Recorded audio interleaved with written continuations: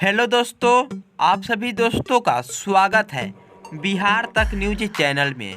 तो देखिए दोस्तों, यश कुमार भैया जी के फिल्म बहुत जल्द आने वाला है जिसका नाम है दिल लागल दुपट्टा वाली से 2, जिसका फर्स्ट पोस्टर जारी कर दिया गया है।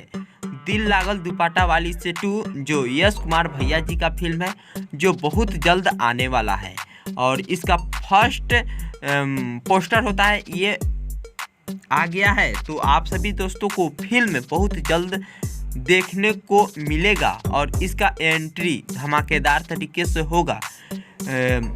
यश कुमार भैया जी का फिल्म है और भी भैया लोग और दीदी लोग इसमें काम कर रहे हैं और कर रही हैं। दिल लागल दुपट्टा वाली 2 फिल्म बहुत जल्द आने वाला है और इसका फर्स्ट पोस्टर जारी कर दिया गया है, देख सकते हैं दोस्तों। तो चलिए दोस्तों, हम लोग अगले वीडियो के साथ मिलते हैं। वीडियो कैसा लगा कमेंट में बताइएगा। प्लीज़ दोस्तों, चैनल को सब्सक्राइब कीजिए, घंटी को दबाना नहीं भूलिए।